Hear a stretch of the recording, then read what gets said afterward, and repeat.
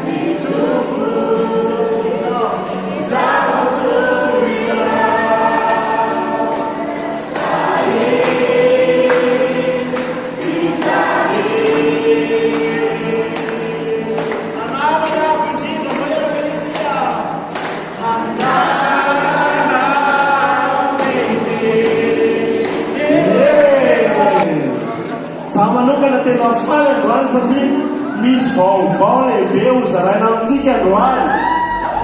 Yes!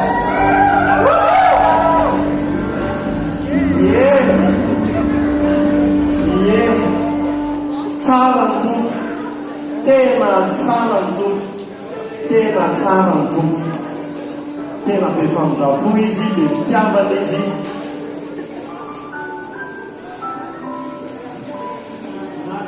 Zay lanitra sanenananao miarinarana ambony ny anarana hafa rehetra. Amen.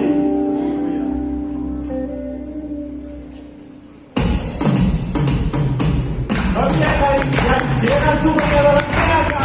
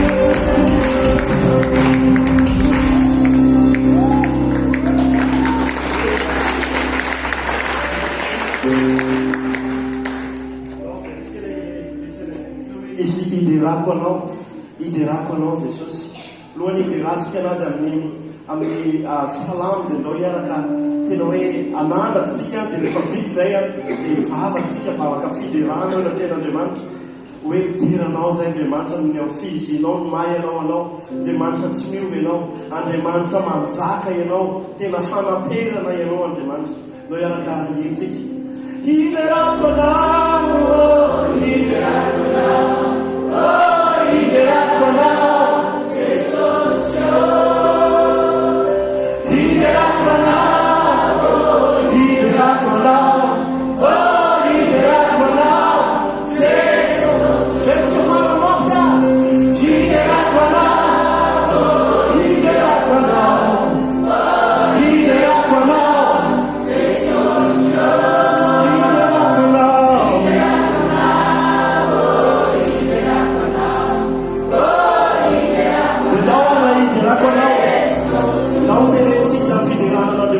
Andriamanitra dia rainay ianao tena hoe tena fiandriananao atramoka no indrindraka ho mandrakizay ianao ilay Andriamanitra fiandohana sy fihafarana ianao ilay Andriamanitra fanaperana ianao ilay Andriamanitra nahary ny zavatra rehetra ivo aminao Andriamanitra ianao ilay nanahary anay hipoderanao ianao Andriamanitra ilay Andriamanitra namonjy anay ilay Andriamanitra Clément naminitra tsaka aminay Andriamanitra dia rainay ianao asanatra ianao mahagaga sy mahatalanjona ny zavatra ataonao ianao ilay miazona zao tontolo zao amin'ny tanakavana amin'ny tananao Andriamanitra ary ianao ilay manamarina anay Jesosy eo anatrehan'ny ray ianao ilay misolo vavanay eo anatrehan'ny ray Jesosy dia rainay ianao dia raina ianao ray zanaka fanay masina dia raina Jesosy tomponay dia rainao mandraky zay halleluja dia raina now we run, then I take so to Buddha. Then I be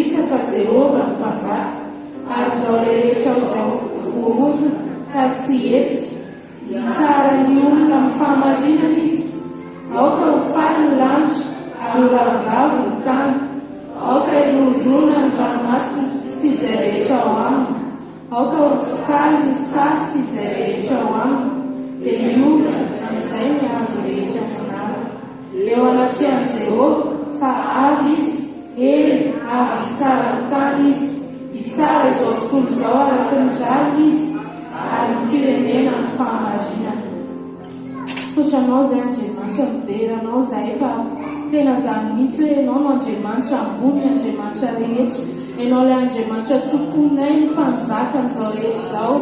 Misaotra Andriamanitra fa ny tianay manokana ianao dia rehetra izay afaka mideranao.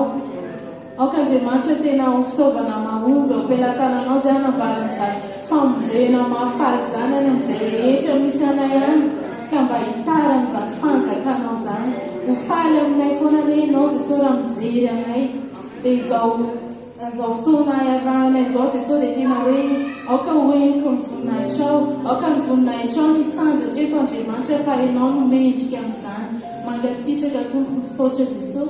Amen.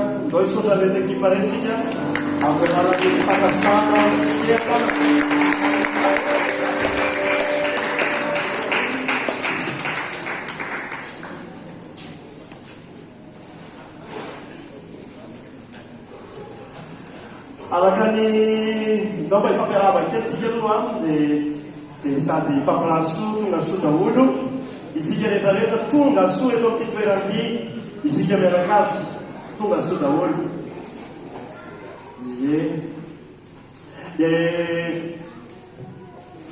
ohatrany mahatsapa zany ahako hoe tsy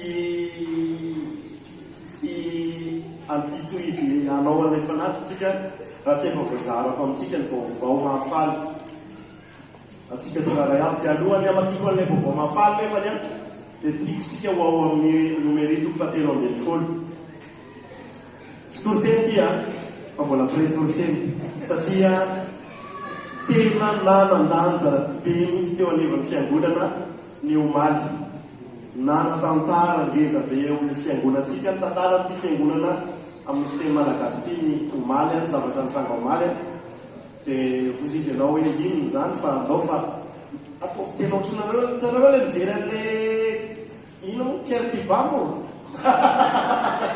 ino moa zany amitoy an'lerakole izy tena atao fitena miandro fatratra mihitsy tsika amin'ilay fanambarana fatelo ambin'ny folo dia mandihanena kely aiko satria tsy manana fotoana mahazo tsika fa andiny voalohany andiny voalohany dia ozy izy miteny soratra masina hoe ary Jehova niteny tamin'ny Mosesy ka nanao hoe manirana elahy vitsivitsy isafony tamin'ny Kanana izay omeko ho an'ny zanak'Israely dia lehilahy iray avy isa-pirazanana no irahanareo ka izay samy lohan'ny firenena avy.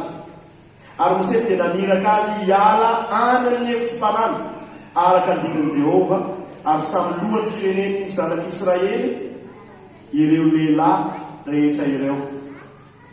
Janona kely mamangataka antsika rehetrarehetra zay nandeha tany omaly hoe azafady mba mitsangana kely azafady indrindra reto manasa nareo ampitiavana sy ampanajana ho antsika rehetrarehetra izay nakany omaly. Mbola betsaka ny eo amin'ny metseo ohatrany tsy eo Emile zao ngambany fa mety any ambadivadika any fa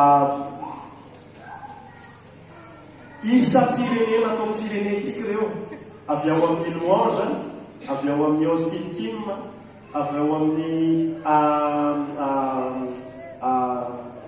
sitikilonga izy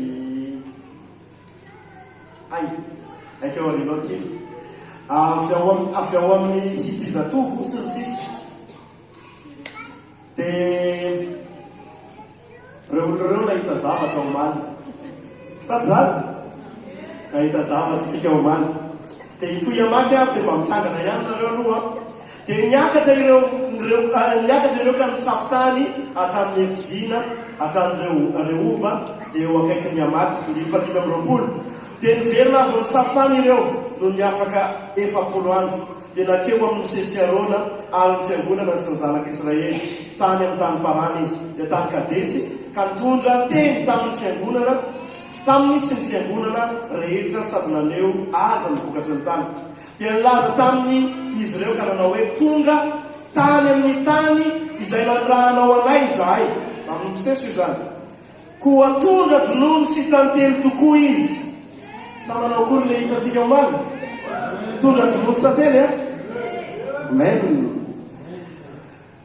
taiza mosa teo lasa nentanentana loatra dia tsy hitako etra izy kanefa kosa mahery ny olona izay monina eo amin'ny tany mahery ve ny olona monina amin'ny tany mahery fa mahery lavitra Andriamanitra zao any dia misy anjara atsika ao fa mandresitsika zao any ny Amalekita no monina eo amin'ny tany atsimo ary ny Hitita sy ny Jebosita ary ny Amorita no monina ao amin'ny tany ambony ary ny Kanana no monina eo amoron-dranomasina fa Kaleba fa iza hoe nao matsika rehetrarehetra miara-miteny fa za mino fa reo mitsangana rehetrarehetra reo Kaleba daholo amen sy Josua daholo dia nampangina ny olona teo anatrehan'i Mosesy ka nanao hoe andeha isika hiakatra mihitsy mba azotsika azy sahoana fa aresy azy tokoa isika amen fa hoy kosa ny lehilahy izay miaraka taminy tsy misy tamin'ireo mitsangana reo zany tsy misy ary tsy misy amintsika mipetraka ihany keo tsy mahazo miakatra handresy ny olona isika fa mahery no isika izy dia nilaza ratsy ny tany izay nosafoiny tamin'ny zanak'Israely izy ka nanao hoe ny tany izay nalehanay nosafoina dia tany izay mandevona ny monina eo ary ny olona rehetra izay hitanay tao dia olona vaventy trano manodidina tena tonga dia tena amin'le vaventy tsara daholo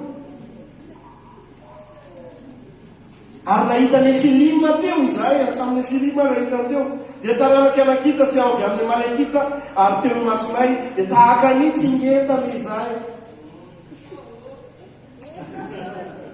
fa zao nefany toko 420 dia nanatra feon'ny fiangonana rehetra ka nitaraina ary nitomany ny olona tamin'ny aniny dia nomonina tamin'ny Mosesy zanak'Israely injay ane izahay maty tany Egypte nisy resaka momba an'izay mihitsy omaly aza mijery aza mitodika manao vadiny loto fa rehefa mamaky isika dia ao amin'ny 5 ary Josua zanaky Nona sy Kaleba zanaky Jefone izay isan'ny safon'ny tany 5 dia nandritany fitafiana ary ny teny tamin'ny fiangonana dia ny zanaky Israely izy roa lahy rehetra. Ny tany izay efa nalehanay ny safona dia tany tsara indrindra. Amena. Raha sitraky Jehova isika dia hitondrantsika eo amin'izany tany izany izy ka omeny atsika dia tany tonga tsy maintsy takena. Fa aza morona amin'ny Jehova ianareo ary aza matahotra ny tompon-tany fa anina ho atsika ireo. Amena. Firovana efa niala taminy ary Jehova momba atsika ko aza matahotra azy ianareo. Aza matahotra azy ianareo. No ny famindrapon'ny tompo no ny fahasoavan'Andriamanitra dia tamin'ny maly izahay ireo sy niaraka tamin'ny Kima sy Isoa dia nanana fotoana voalohany fiderana n'Andriamanitra sy vavaka ho an'ny asan'Andriamanitra izay ampanaoviny atsika tsiraray avy tao amin'ilay trano vaovao handehanantsika. Ie mbola tsy avysika le izy nomen'Andriamanitra anjara lova isika any faralaza. Alleluia. Trano lehibe, trano maventy dia ohatry ny hoe tena ahoana moa ny afeno aty izay ary tompo ohatry ny mbola 500 sy 900 fotsiny ny toerana nefa omby olona 700 sa 500. Le toerana somary mbola mandehandeha kokoa noho ny eto fa hozisika hoe efa natolotsy Jehova ho antsika zany dia azontsika izay dia tombo izay olona nentina rehetrarehetra tamin'izany toerana zany dia samy laza hoe olona manjato ny maro no fanahy manjato ny maro no vonjen'Andriamanitra. Amen. Dia raha sitrapon'ny tompo nao hiaraka hitsangana isika rehetrarehetra amin'izay dia isika rehetrarehetrareto reo nefa nisafotany fa isika rehetrarehetrareto misafotany amin'ny 24 novembre. Ovina hoe 24 novembre anao fiderana n'Andriamanitra amin'ny alalan'ny tenin'Andriamanitra isika worship with the word zay nanaovantsika anazy amin'ny fotoana io ary tena hitsoka n'Andriamanitra tsika hiderana azy. Alleluia. Amin'ny voninahitra azy dia rehefa hitatsika alohan'izay efa andeha ho any isika andeha aninona anadio andoko anamboatra ambolibozaka anisy sezy. Amena. Zany rehetrarehetra zany ho ataontsika daholo ary tena hobetsaka ny mariazy ataontsika ao. Amen. Hobetsaka ny fotoana ny tanora ataontsika ao mety ho isan-kerinandro mihitsy aza. Amen. Hobetsaka ny fitoriana filazantsara manila hoe isam-bolana mihitsy aza. Hobetsaka ny zavatra ho ataontsika ao voninahitran'Andriamanitra alim-bavaka sy ny sisa satria atsika feno ny tanàna. Amen. Tsy mampitedera ny tompo ve zany?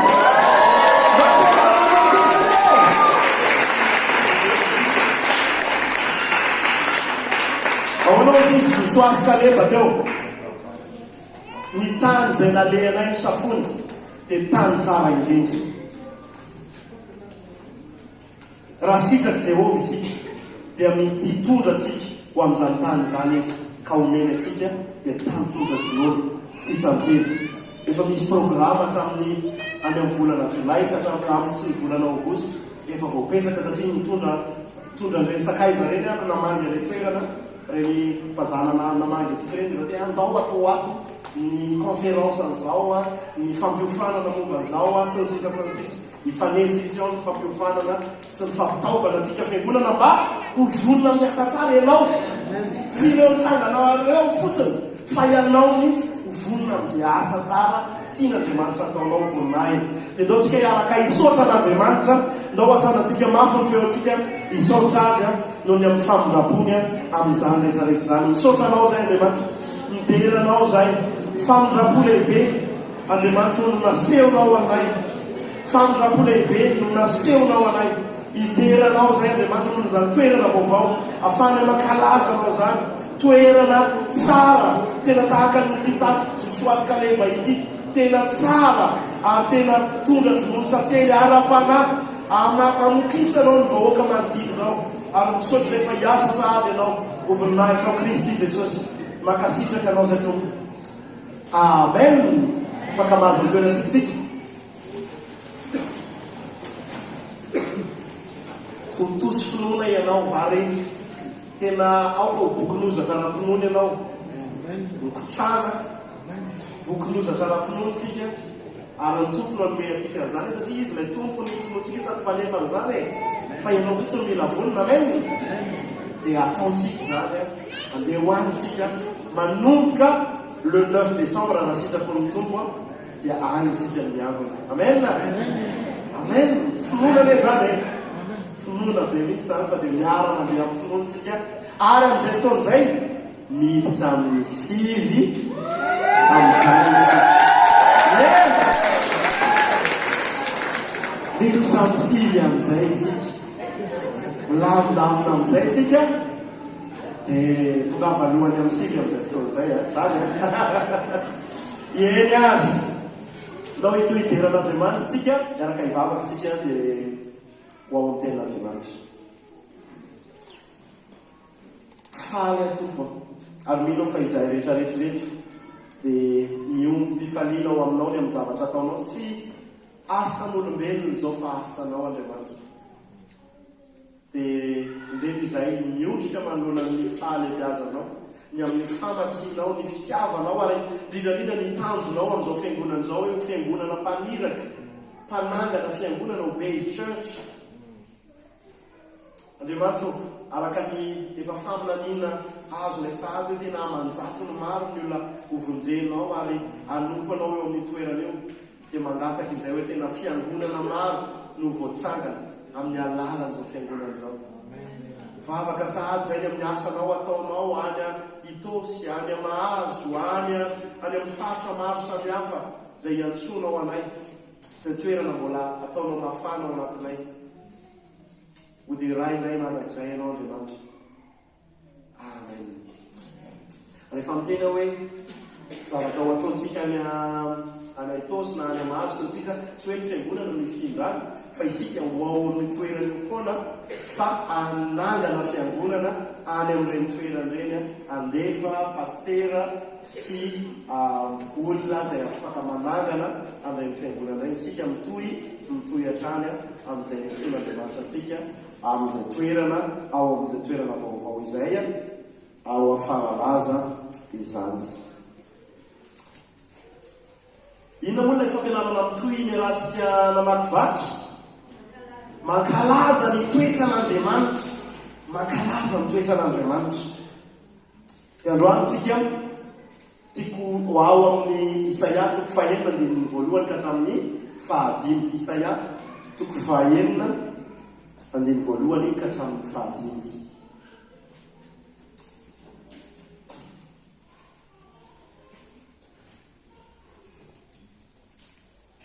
Dia afaka miomana ihany koa ny amin'ny Apokalipsy 4:9.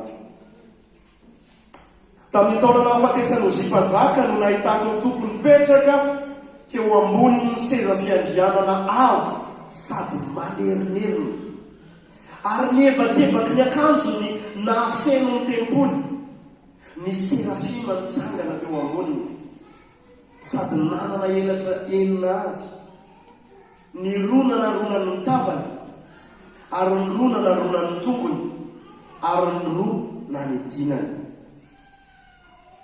ary narandrana ny feony izy ka na ny famaly hoe miara-mamaky sika masina masina masina Jehova tompony ny maro enika ny voninahy ny tany rehetra afaka tsy mitomba makintsony dia niorooro ny fanambaniny tokonana noho ny feon'ireo nanandratra ny feony serafima zany ary feno setroka ny trano dia hoy izao lozako maty aho fa lehilahy malotomolotra sady ato amin'ny firenena malotomolotra no itoerako fa ny mpanjaka te Jehova tompony maro no efa hitan'ny masoko.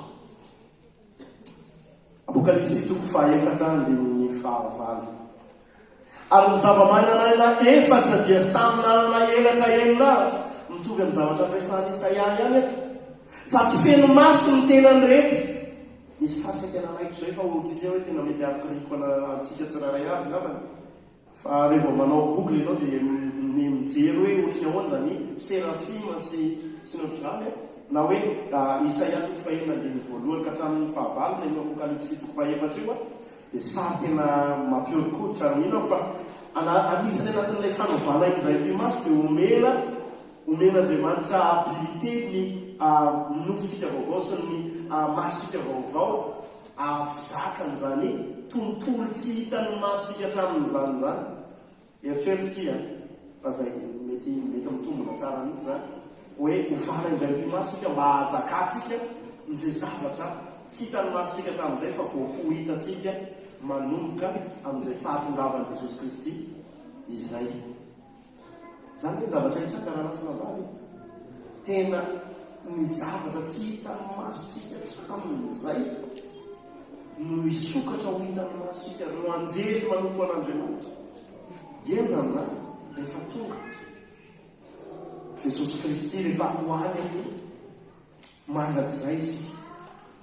Ary tsy mitsahatra andro aman'alina izy ireo manao hoe miara-mamaky sika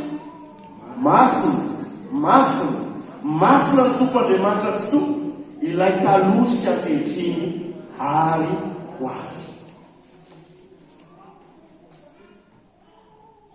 Mino fa gaga ny mpaminany Isaia ny amin'ny fiezileziny zany voninahitra Andriamanitra ao amin'ny fahamasinany zany. Dia ilay toetra an'Andriamanitra iarahantsika mijery androany zay toetra anazy manokana ilay fahamasinana faratampony fa zarany amintsika tiany iainantsika ihany koa dia ilay hoe Andriamanitra masina. Ary mino fa rehefa ny sary hitany Jaona mpaminany, Jaona apôstôly zay sady mpaminany ihany koa moa izay momba an'Andriamanitra sy ny fanompony ireo anjely ireo an'Andriamanitra dia nampidaraboka azy nanolonany zany fahalebiazany fahamasinan'Andriamanitra zany. Rehefa jerentsika ireo faminaniana roa ireo dia hitatsika hoe tsy hoe vao nianatra maminany na vao nanomboka ny asa fanompona faminaniana Isaia sy Jaona fa tena hoe noentin'Andriamanitra amina avo lalina tao amin'izany asa fanompona ara-paminaniana ho an'izy roalahy zany.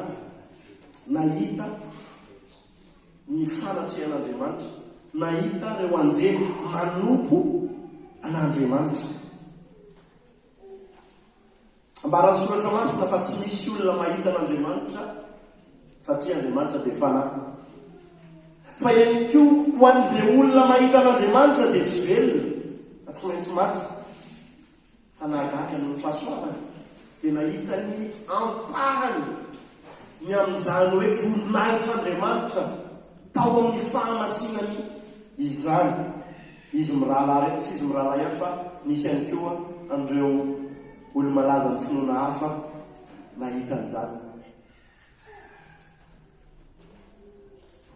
Maty zay mahita ny fanatrehan'Andriamanitra satria manino olombelona manota isika. Dia Andriamanitra masina indrindra. Azay fahamasinan'Andriamanitra zay no mahalevina ny hafa manoloana ny tsy hoe izy no tahaka ny ahoana loatra fa isika no tahaka ny ahoana loatra. Tsy hoe izy manazavady tsy hoe izy masika tahaka ny ahoana zay tiako tenenina. Tsy hoe masika tahaka ny ahoana loatra izy fa isika no maloto noho ny amin'ny fahotantsika dia levina ho azy isika noho ny amin'izay fahamasinan'Andriamanitra izay tsy zakatsika ny famirapiratany zany ary ampahany fotsiny hitany izy miraharaha reto.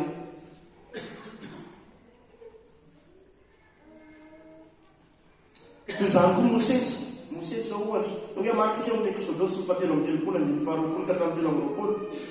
ary koa izy tsy mahazo mahita ny tavako ianao Jehovah no miresaka Mosesy fa tsy misy olona mahita ay ka velona. Dia hoy Jehova, indro misy fitoerana eo anilana, dia mijanona eo ambonin'ny aram-bato ianao. Ka raha mandalo ny voninahitro no resahana eo dia ataoko eo atsefaky ny aram-bato ianao, ka hosaronako ny tavanao. Hosaronako ny tanako ianao mandra-pandaloko. Dia naisitra ny tanako aho, ka hita ny voko ianao, fa ny tavako tsy ho hita. Zany ny Andriamanitra.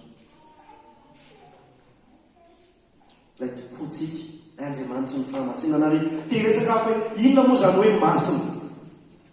Ny masina dia midika hoe manokana, manana sata sy toerana ary haja tsy mitovy amin'ny mahazatra. Ary ny kolotsaina rehetra dia manana zay sens izay hoe misy zavatra masina. Eto amintsika zao misy ny vato masina. Dia ina ihany koa? Misy ny tany masina ozy izy ny olona fa misy vazima. Zany hoe manokana, manana sata manokana. Dia ina ihany koa? Misy ranomasina. In'le masina raha indray pasira ny dikan'iny. Fa le masina tiako resahana dia le hoe manana zay sata manokana. Misy hoe rano manokana, tsy le ranomasina fa le hoe rano mananjina ozy isika zao any. Mananjina. Voatokana fa tsy ny sarababem-bahoaka ny manana azy. Ary misy sokajin'olona raha rehefa maty izy dia ny masina ny fiantsoana azy. Tsy miresaka ny loatra fa mbola kolotsaina malagasy any tsika zao. Maty ny masina miambolona, tsy haiko miambolona masina raha ihany sy ohatr'izany. Hoe olona manana sata manokana sy manana an'izay toerana sy haja tsy mitovy amin'ny mahazatra izay. Zany hoe zavatra na olona heverina fa manana hery mihoatra ny mahazatra ka tsy sahan'ny olona ny manimbazimba azy. Tenena hoe fady fa misy tany masina, dia ina daoly ataony olona? Ay fady, ajany zany, aza kitikitia. Ary mahagaga isika olombelona dia tena ren'ire zavatra tahaka an'ireny dia tena ajatsika fantatra. Tsy mahazo tenenana any amin'ny misy ranomasina sasany hoe tsy azo tenenana teny ambany andro ony, na hoe teny merina. Dia tsy haiko hoe ahoana aloha ny anaovana an'izany e. Sy ny sisa, fa dia tena miezaka manaja ny olona. Nefa zavatra ny tany. Ary tanteraka araka ny Romana mihitsy hoe lasa le zavatra amboarin'Andriamanitra indray no lasa omentsika asina kokoa noho nay mpanamboatra. Dia eto Andriamanitra no resahantsika amin'izay hoe masina izay. Raha miambaran'ny Baiboly no tarafina amin'ny alalan'le zavatra hitatsika teo, dia olona voatokana no atao hoe masina. Izay aloha zany mianaka amin'ny akabeany. Ary maneho izany ny olona zavatra voatokana atao hoe masina. Ary maneho an'izany ireo zavatra atao amin'ny tempoly hoe tena no amasinina ary masina nampiasana anaovana asa fisoronana.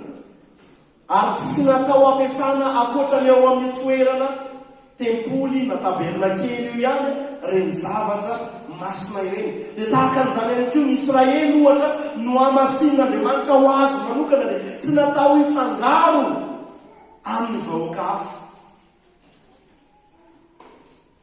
Ireo mpisorona ny lamatoto amin'ny zanak'Israely dia ozy Jehova atokano ary ny famasina.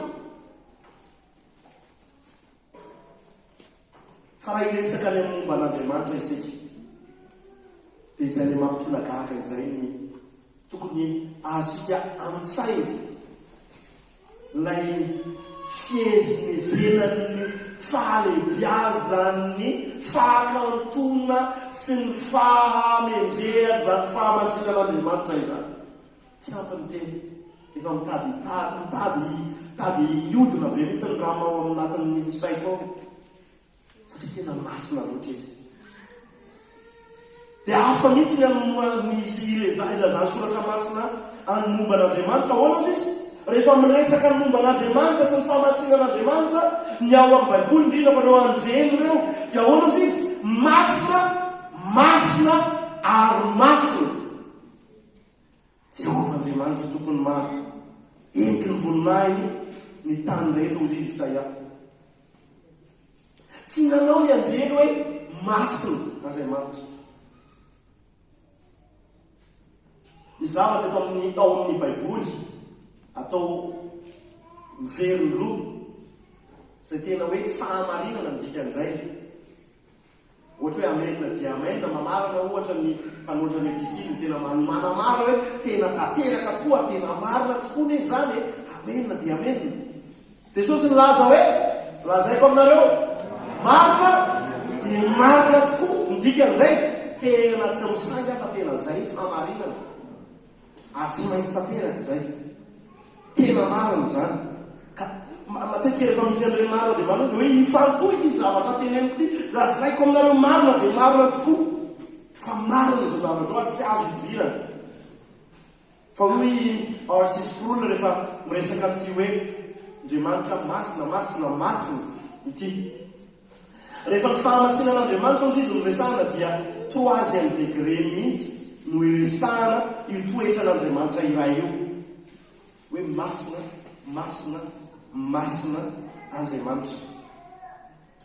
Io no toetra n'Andriamanitra nisany mampiavaka azy. Masina ny fitiavana, masina ny fitsarana, masina ny fiahiny, ny fitiavana rehetrarehetra, masina. Ary io toetra n'Andriamanitra anankiray io toetra tokony ampiondrika atsika, ampitarabika atsika manoloana ny lay Andriamanitra masina masina masina. Zay zavatra rehetrarehetra iventsika olombelona fa masina dia olombelona avokoa no nanamasina azy. Ina le hoe masina nanokana anazy. Ny raza be tany aloha ohatra nahita hoe misy an'izao dia eto amin'ity na indray mandeha monja fotsiny ara nisehoan'le izy hoe masina io zavatra io dia olombelona manamasina azy. Satria mety misy zavatra miavaka tamin'ny mahazatra tao. Fa Andriamanitra izy tena no ambarany soratra masina eto fa ekeny ny anjery sy ny zavaboary ambonitsika. Ny anjely ambony filarana amintsika fa ny fitiavan'Andriamanitra mahagaga ny anjely. Fa fitiavan'Andriamanitra atsika olombelona mahagaga ny anjely azavatandrehetra. Fa nataon'Andriamanitra ambany kely ny anjely ny Salamo 4:5 milaza zany hoe eo ambonitsika kely ny anjely. Fa nataon'Andriamanitra latsaka kely ny anjely izy ka nosatroina voninahitra tsy fiandrianana. Reo anjely kerobima sy serafima tsy mitsahatra manambara anjary hoe masina masina masina Andriamanitra. Eritrereto hoe mandrakizay hatramin'ny nahalian'Andriamanitra ireo anjely ireo dia ohatran'ny tsika moa zany zao rehefa mahita inare zany zavatra miverivena dia ay mety simba angamba ny disque dur na mety kika angamba le CD dia lasa miasina miodina. Fa mino fa ny zavatra amin'izao fotoana iainantsika zao mety mbola tsy takatra tsika zany ary mangataka amin'Andriamanitra ako hoe anokafan'Andriamanitra mahatsika hoe takatra tsika bebe kokoa ny fahalebiazan'ny fahamasinan'Andriamanitra. Fa tena miaraka amin'ny haja feno sy voninahitra feno na ny olona tsy mpihira-piangonana azy amin'ny fotoan'andro izay ataoko hoe iakarany ao amin'izay fanatrehan'Andriamanitra zay dia tsy maintsy hanambara an'izany fahamasinan'Andriamanitra zany. Ary reto anjely reto efa hatramin'izay ka ho mandrakizay, tsy hoe hatramin'izay ka ho mandrakizay misy iny fa hatramin'ny nanamboaran'Andriamanitra azy ka mandrakizay dia izay ny asany manambara foana masina masina masina Andriamanitra. Le izy tsy hoe Andriamanitra mitady hoe baderao ahy fa reo dia tena lasa nahita an'izay fahalebiazan'ny fahamasinan'Andriamanitra zay ka tsy mitsahatra manambara an'izany. Ary isika rehetrarehetra rehefa eo amin'ny fanatrehan'Andriamanitra dia samy ianao an'izany hoe idiranao zay Andriamanitra fa mahagaga lanjona tokoa ianao. Amen. Falatampon'ny fahamasinana miavaka indrindra zay le Jehovah tompony maro. Izy le mparo mandrakizay izy ilay mandrakizay hatramin'izay ka mandrakizay alfa sy omega. Izy ilay manerana ny zavatra rehetra, mahay ny zavatra rehetra, tsy feheziny ny fotoana, tsy mba mety reraka na ho sasatra, tsy takatry ny saina ny fahalalany. Isaia 7:7.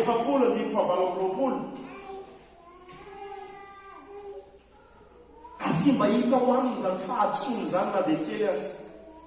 Zany hoe madio sy marina indrindra io Andriamanitra ka mahatonga ny anjely te hilaza hoe masina, masina, masina Jehova tompony maro. Eritrereto ny anjely ambonitsika azy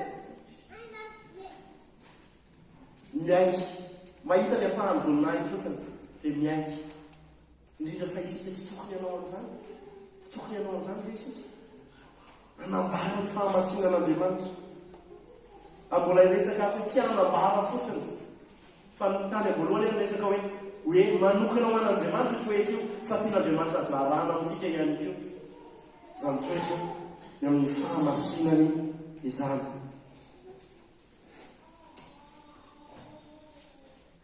Rehefa nampitany tenany tamin'ny zavatra hitany Isaia dia hozy izy hoe maloto aho, tsy mendrika.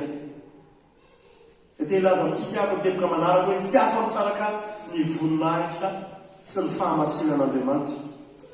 Bakikindray hoe ny serafima nitsangana teo amboniny, samy manana elatra enavy, ny rona narona ny tavany, ny rona narona ny tongony, ary ny rona ny dinany. Ary nananatra ny feony izy ka ny famary hoe masina, masina, masina Jehova tompony maro. Dia ina toy eo? Eniky ny voninahiny ny tany rehetra, eniky ny voninahitra Andriamanitra ny tany rehetra. Vao mahita fiara lehibe mitandrozotry tsika dia maintimainty be sady ngeza be no vaovao be. Inona ao anatin'ny saintsika? Isan'ny olona ao anatiny manam-boninahitra. Na misy anankiray izay vao hitany tamin'ny herinandro iny tena izay hoe ohatran'ny cortège présidentiel mihitsy ny fandehan'ilay aray. Enjana be hatramin'ny ambulance, misy motara aloha dia avy eo misy 4x4 tena tonga dia mavesatra be, dia avy eo misy tômobila tsy fantatro hoe iza amin'ireo anankiroa zany no misy anazy. Dia avy eo misy fiara indray ao anina, dia avy eo mbola misy motara indray mamarana anazy miaraka amin'ny ambulance. Izy enjana zany, zany no manam-boninahitra.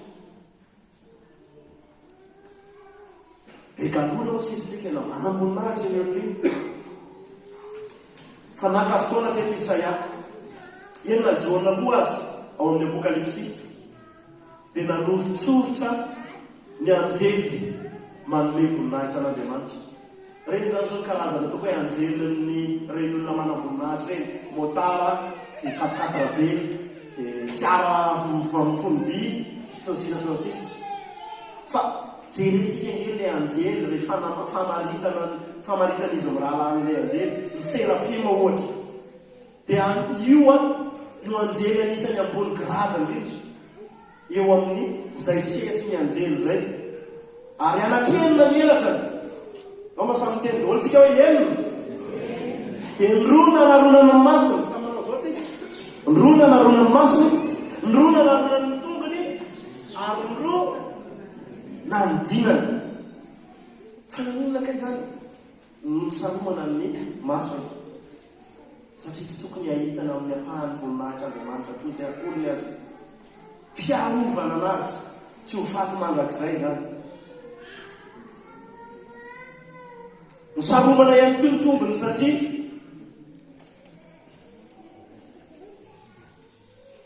aiza moa zako teo iarovana anazy amin'ny fahalotona ny tongotritsika.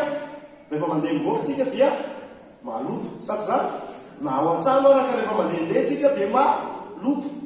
Saromana ny tombony zany hoe satria masina indrindra.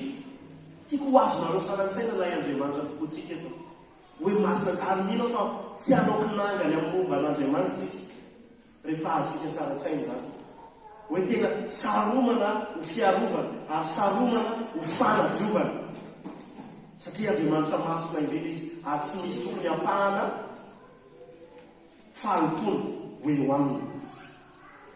Ary anankiroa ambiny no entiny nanidina. Ary ambarany Isaia fa ny orooro ny fanambanin'ny tokonana noho ny feo manandratra an'izay hira izay hoe masina eritrereto hoe masina tonga dia misy zavatra miorooro ny amin'ny teny avoakan'ireo anjenireo. Mahakabo zany hoe mahatonga antsika mihira indraindray hoe mahatahotra Andriamanitra satria lehibe loatra, masina loatra. Tokony tondra fahatahorana lalina an'Andriamanitra zany amin'ny fiainantsika andavanandro. Ny setrika zany eritrereto hoe ny orchestration lay zavatra rehetrarehetra hoe tena zavatra tena inona zany filazana azy nezina zavatra tena misy teny frantsay ohatry tiako tenenina angamba solennel, voilà. Tena hoe zavatra tena mampivaraontsana mihaja be loatra ny zavatra hitantsika amin'trano eto. Misy setrika, feno setrika ny trano. Raha iverenako le cortège na manamboninahitra teo, dia vao tonga le manamboninahitra dia inona ny ataon'ny olona vao mandalo? Samy manina daholo ny fiara hafa rehetra. Samy misakisaka fa mandalo ny be galony satria lehibe ny mandalo. Ireto serafima ireto anjely tena manany ny asiny no mpanambarany fahalebiazan'ny voninahitr'Andriamanitra. Ary ny tokony ho izy tokony baboka hitsarara daholo ny olombelona rehetrarehetra manoloana an'izany fahamasinan'Andriamanitra zany. Fa misy an'ilay fahasoavana eo ambonany ary misy an'ilay fahasoavan'Andriamanitra manokana ho antsika mpino ary afaka miantoka an'izany fanatrehan'Andriamanitra izany isika amin'ilay degré avelan'Andriamanitra iainantsika amin'izao vanim-potoana izao. Mivokatry ny fahatakarana ny fahamasinan'Andriamanitra dia manaraka dia ozy izy rehefa nahitany zany orchestration na zavatra mezinezina zany Isaia, dia ozy izy hoe loza maty fa lehilahy malotomolotra sady ato amin'ny firenena malotomolotra ny toerana fa ny mpanjaka dia Jehova. Nahita izy ny tsy fahamedrena, nahita izy fa olona malotomolotra izy ary eo amin'ny firenena malotomolotra izy. Nahita ihany koa izy fa lehibe lavitra, mpanjaka ambonin'ny mpanjaka, Jehova tompony maro. Izany no efa hitany maso. Zay mivokatra ny fahatakarana ny fahamasinan'Andriamanitra. Mahita fa maloto isika, mahita fa tsy mendrika isika. Ao amin'ny Apokalipsy 2:29, izaho Joany no nahare sady nahita ireo zavatra ireo. Ary rehefa nahare sady nahita aho dia niankoka teo an-tongotry ilay anjely mba hitsaoka azy. Tena submergé ozy izy, tsy haiko ahoana mitenenana an'izany amin'ny teny malagasy. Difitra, voilà, zay mihitsy. Difitra tanteraka raha jauna ka tena ohatrany nanao tsy fanao anjely aby no lasa niankofany geray. Nefa vo anjely noho ny amin'ny fahalebiazany zavatra hitany tao amin'ny tontolo ara-panasy ny tontolo ny ara-paminaniny. Ekanetsika tsy ady an'izany fa efa iambaran'Andriamanitra hoe masin'Andriamanitra dia ankalazan'Andriamanitra ny amin'izany fahamasinana izany. Amen. Nanary anjely izy hoe Andriamanitra ihany no tokony ankofanao tahaka an'izao sy hitsaoanao. Ny zavatra hitany Isaia dia hoe malotomolotra izy, firenena maloto ny misy azy. Mateo 5:10 dia hoy Jesosy, tsy izay miditra ny vava vao mivakitsika voatsely zay tao amin'ny marika, tsy izay miditra ny vava no mahaloto ny olona fa izay mivoaka amin'ny vava izany no mahaloto ny olona. Ary avy ao am-po no ivoan'ny azafady, ary avy ao am-po izay rehetra mivoaka ny vava abaran'ny marika 7:20 dia inona zay le avy ao am-po mivoaka ny vava izay voaka ny molotra izay? Sain-dratsy, fijangajangana, alatra, vonon'olona, fakambadin'olona, fieremana na fitiavam-bola, lolo-po, fitaka, fijerijejona, maso ratsy. Ho antsika tanora zazalahy, fijerytsika ny vehivavy, vokatry ny zavatra maloto avy ao anatiny fotsika ny mampivoaka an'izany rehetrarehetra zany. misy manao reo gara mampiborinana vehivavy tsy mialatsiny ako amin'ny fiteny tonga dia mahitsy tsy avy amin'Andriamanitra zany ny vehivavy mifona amin'Andriamanitra ary mianaraka an'Andriamanitra. Ina ihany koa fitenena-dratsy avonavona fahadalana avy ao anaty reny ka mahaloto atsika naloto molotra aozy izy mahita tena atsika ho malemy sy tsy mendrika isika rehefa jambenany amin'ny voninahitra ny fahamasinan'Andriamanitra ary tokony ankohoka no valany salama mety indrindra satria lehibe Andriamanitra. Raha miainao anatin'ny fahotantsika dia satritsika ny lavitra n'Andriamanitra saty zany piasa mbola idirana aloha ty Andriamanitra fa tena maloto be mitsy aby mipetraka izay fisaina izay indrindra ho an'ny mpanota fa ihany koa mipetraka ihany koa an'ireo mpanota izay efa novonjen'Andriamanitra tahaka ny akabeazantsika eto kanefa ny farany dia antso ho amin'ny fahamasinana. Izay no maranako teboka maranako azy farany misy asa nataon'ireto serafima ireto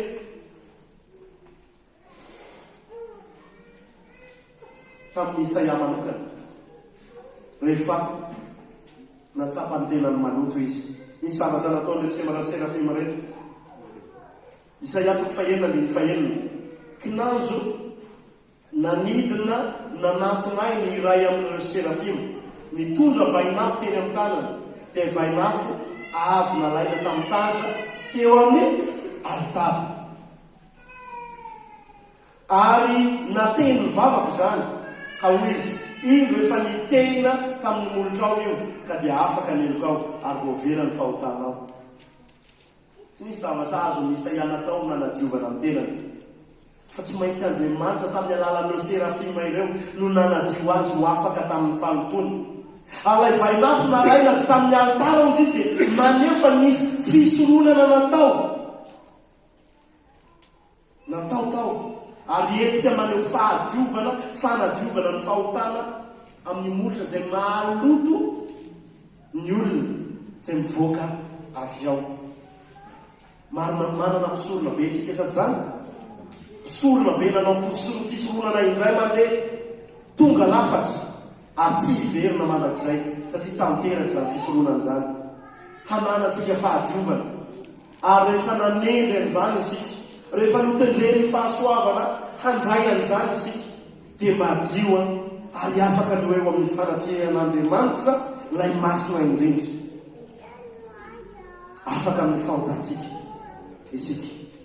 Hebreo 7:12 ary amin'izany Jesosy koa dia niatra teny ivelany ny vavahady mba hamasina ny olona amin'ny ranony.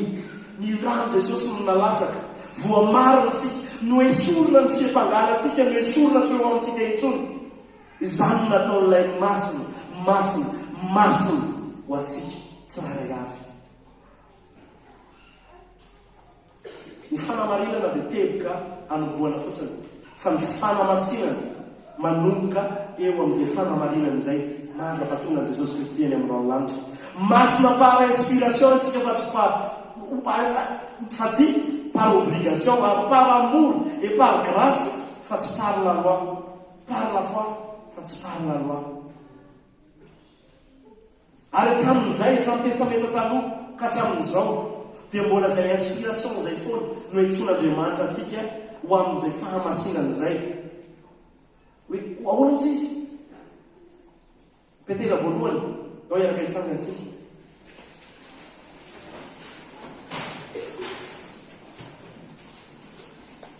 Petera voalohany toko voalohany 17:20 ka hatramin'ny 20. Koa amin'izany sikino ny sainareo dia mahonona tena ka antenao tsara ny fahasoavana izay hoentina ho anareo amin'ny hisehoan'i Jesosy Kristy tahaka ny zanaka manoa. Tsika io le tahaka ny zanaka manoa resahana io tsy mitondra tena araka ny filanareo fahiny. Amen ve? Tamin'ny tsy fahalalànareo fa araka ny fahamasinan'ilay miantso anareo. Hitanareo tena inspiration fa tsy obligation teny anao jereo le fahamasinan'ilay miantso anao dia manafa tahaka an'izay ihany koa ianao. Mpanjino ny fahamasinan'Andriamanitra raha lasa anam-bavy dia aoka nahaka an'izany ianao any amin'ny toeram-piasana, any amin'ny toeram-pianarana. Zany ny ahitany olona sy henon'ny olona n'ilay tsiro sy ilay fahazavana ny anatinao ranavavy. Amen. Fahalaka ny fahamasinan'ilay miantso anareo dia aoka mba ho masina ianareo amin'ny fitondran-tena rehetra, satria voasoratra hoe ho masina ianareo satria masinao. Efa natokana ho azy isika dia ndao hiaina tahaka ny olona voatokana fa tsy tahaka ny kisoa ka miverina amin'izay efa nalohany. Ny fisainantsika, ny fitenitsika, ny fitondran-tenantsika, ny fiainantsika amin'ny andavanandro, ny fomba fiasantsika, ny fanompoantsika, ny fahafoizantsika ho an'Andriamanitra, zany rehetrarehetra zany dia tokony inspiré avy amin'izay fahamasinan'Andriamanitra zay. Omaly tany amin'ny toerana vaovao izay mpitarika rehetrarehetra nitsangana teo, dia misy teny tonga tamin'ny namarana Mikimazy. Ozy izy hoe manamasina ny tenanareo izy farapitso anao fahagagana aminareo zay. Manamasina ny tenanareo fiangonana. Ndao isika anao masina tena zay mihitsy taloha ako tsy mieritretra an'izay le hoe manamasina tena zay fa tenan'Andriamanitra mihitsy le izy hoe manamasina ny tenanareo fa anao fahagagana zay. Dia mino fa amin'ny alalan'izany ho hitany voninahitr'Andriamanitra. Tsy misaraka ny fahamasinany sy ny voninahitra ozy izy avy tamin'ny teboka faharoa teo. Dia aneo an'izany ilay isika. Andao anokana ny tenantsika ho azy rery ihany. Tsy misabaka, tsy any sady an'izao tontolo izao sady an'Andriamanitra. Tsy hanao compromis isika. Amen. Dia hanao fahagagana Jesosy eo amin'ny fiainantsika. Ao fiainantsika ara-panahy.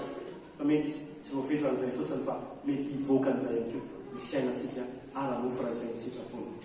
Mankasitraka anao izay Andriamanitra. Reraka hivavaka isika. Misaotra anao izay Tompo masina Andriamanitra tompon'ny hery rehetra. Feno ny voninahitrao ny tany aman-danitra. Masina tokoa ianao Andriamanitra. Lehibe zany fahamasinanao zany ka tena niondrika manona an'izany izay. Ndao eraka nandratra ny tanantsika sika rehetrarehetra dia tena hiaika an'izany hoe masina zany ianao Andriamanitra. Masina ianao Andriamanitra. Za te ho tahaka anao ihany koa. Te ho masina tahaka anao ihany koa Andriamanitra. Misaotra anao izay Andriamanitra, ary mino fa inspirenao izay amin'izany fahamasinanao izany. Inspirenao izay anahaka anao bebe kokoa Andriamanitra. Dia ny fiainanay, ny fitondran-tenanay, ny fisainanay, ny fiteninay, ny rehetrarehetra ataonay dia tena hoe aneo ny voninahitra ao, aneo ny fahamasinan'ilay olona natokanao hiala tamin'ny fanjakana izao tontolo izao amin'ny fahazavanao mahagaga. Ny olona izay nataonao fanjakam-pisorona Andriamanitra. Misaotra Tompo, voninahitra ao anao mandrak'izay.